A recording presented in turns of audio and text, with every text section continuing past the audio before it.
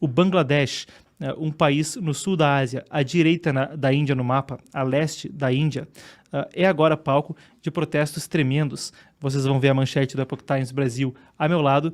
E melhor ainda, a gente pode já colocar as imagens dos protestos enquanto eu converso com vocês sobre o que aconteceu. Então, as imagens hoje circularam nas redes sociais. É possível que você tenha visto essas cenas passando pelas suas redes. O homem que está sendo derrubado se chama Rahman. Ele é uma das pessoas, um dos principais pais fundadores do Bangladesh. Mas, para a gente que é tão distante dessa cultura, o que é o Bangladesh e, Marcos, do que se tratam, afinal, esses protestos? Pessoal, quem tem alguma familiaridade com a história da região, ou mesmo até com o Mahatma Gandhi, o líder indiano, líder da independência, ajuda a gente a entender essa história. Lá atrás, em 1947, quando a Índia deixou de ser parte do Império Britânico e conquistou a sua independência, havia um conflito muito grande, étnico, religioso, cultural, entre uma maioria de uma região da Índia que era hindu e uma maioria de outra região que era muçulmana. Essa região se separou da Índia como o Paquistão. Naquela época tinha o Paquistão do leste e o Paquistão do oeste, o Paquistão ocidental e o Paquistão oriental. O Bangladesh era um pequeno enclave muçulmano ali do outro lado. Então, Paquistão, Índia, Bangladesh. A tensão foi tão grande entre um lado do Paquistão e o outro lado que esse lado pequenininho, que depois viria a ser o Bangladesh, acabou até tendo algumas vitórias parlamentares. A tensão escalou e acabou levando a uma guerra de independência em 1971. Curiosamente, esse pequeno país, que é até uma terra riquíssima para a agricultura, porque fica no delta, na confluência de uma série de rios imensos da Ásia, incluindo o Patma e o Ganges. Rio Ganges ou Ganges, não vou saber agora a pronúncia em português, peço perdão pela ignorância ao público. Quem souber a pronúncia pode me corrigir no chat ao vivo. Mas seja como for, então, esse país rico para a agricultura se via numa situação paupérrima, se via com crises de fome, mas havia conseguido sua independência, acabou conseguindo ela de forma violenta numa guerra, então, com o Paquistão.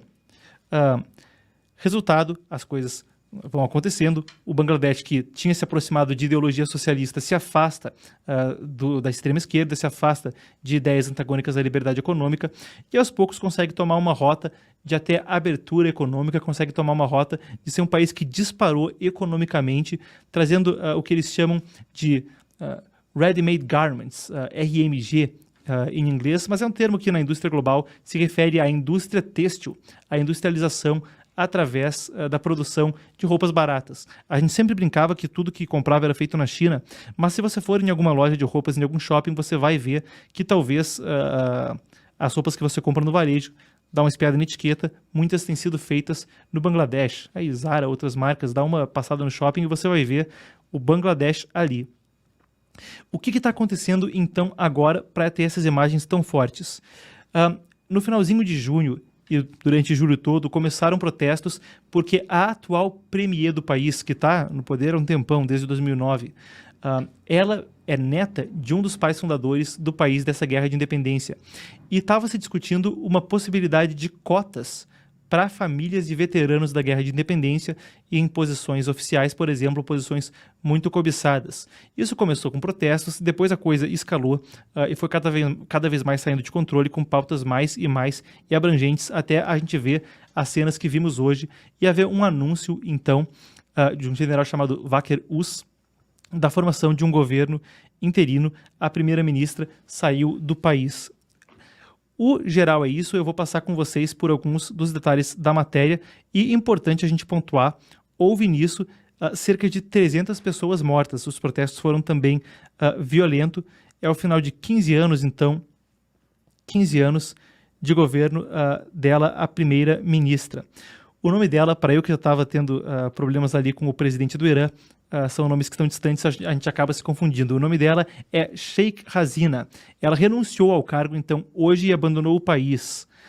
Ela saiu por um helicóptero militar, era às 5h30 da manhã de Brasília, ou 14h30 do horário local, e ela saiu com a irmã menor, segundo a mídia local.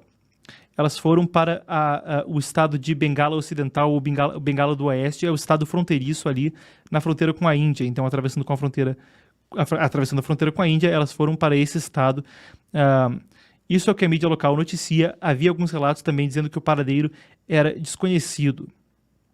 Havia tido um toque de recolher a noite passada, mas os manifestantes não quiseram nem saber, foram para as ruas e marcharam também para o parlamento do país.